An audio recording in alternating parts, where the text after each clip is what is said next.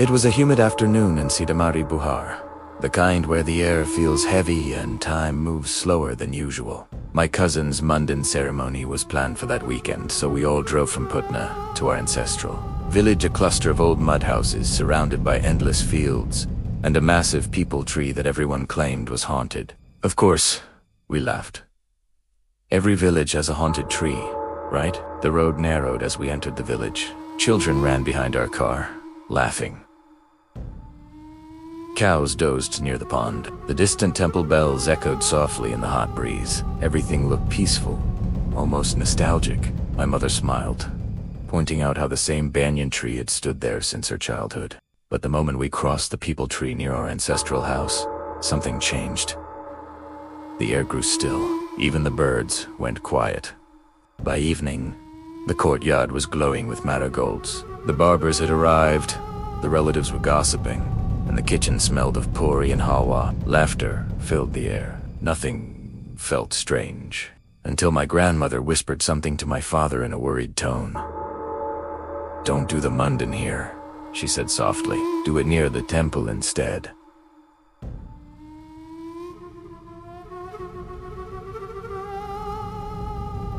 My father frowned. "Come on, Ma. Everyone does it here. Don't start your superstitions again." She didn't reply. She just looked toward the peepal tree, its long branches brushing against the roof as if reaching for the house. That night, when everyone slept, I lay awake, listening. The leaves rustled even though the wind had stopped completely. Around 2 a.m. I got up to get some water. The lights were out, so I used my phone's flashlight and stepped into the courtyard. The bulb near the tree flickered weakly, and for just a second, I saw someone sitting under it, a small, hunched figure, swaying back and forth. My heart froze. I blinked, and the figure was gone. I convinced myself it was just my imagination and hurried back to bed. Morning came, and the Mundan ceremony began. Everything went smoothly at first. The baby cried, the elders smiled, and the barber chanted the usual verses. But halfway through, the barber's hand stopped mid-air. His face turned pale. "What happened?" my uncle asked. The barber didn't answer. His eyes were fixed on something behind us. Slowly, everyone turned. The peepal tree was shaking violently, though the air was completely still. Marigold petals began to swirl in circles around it as if caught in an invisible storm. "Where did this wind come from?" My aunt whispered. The baby suddenly stopped crying. The silence that followed was unbearable. Then, from behind the tree, a faint humming sound started, like a woman chanting under her breath. The barber dropped his razor. The mother clutched the baby tightly. "Stop it. Stop this right now," someone shouted. My father rushed toward the tree, but before he reached it, a garland hanging from the roof broke and fell on his shoulder. He touched it and immediately pulled his hand back. It was ice cold. In the blazing afternoon heat, that garland was freezing cold. Everyone panicked. The ceremony ended abruptly. Dodi began reciting prayers, her hands shaking. Later that night, she told us the story in a trembling voice. "Years ago," she said, "a woman's Mundan was left unfinished under that very tree. Since then, anyone who performs a Mundan here, something terrible happens."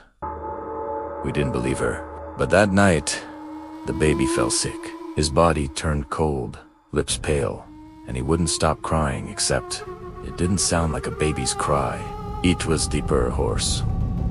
At one point, he laughed in his sleep, a sharp, eerie laugh that didn't belong to him. We decided to leave the next morning. Around 4 a.m., I went out to load our bags. The air was damp with mist, and the fields were covered in fog.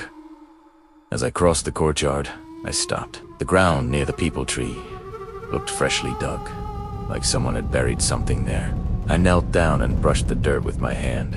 My fingers touched something cold and metallic. It was a rusted shaving razor, the same kind the barber had dropped earlier. But its handle was wet, with something dark, sticky. My breath caught in my throat. I slowly looked up. A woman stood beside the tree. Long hair covered her face, and her head was tilted unnaturally to one side. She wasn't moving. Just standing there, staring in my direction. The marigold petals around her feet had turned black, curling like burnt paper. I couldn't move, couldn't speak. Then she slowly raised her arm and pointed toward the house. At that exact moment, a scream came from inside the baby's mother. I ran. The baby lay still in her arms, eyes open, silent. A faint red line stretched across his scalp, right where the Mundan had been done. We left the village that morning. No one said a word the entire drive back. My father never spoke about it again. He even refused to look at the photos from that day. Weeks later, my mother tried to delete the pictures from her phone, but one photo wouldn't delete. It showed all of us in the courtyard.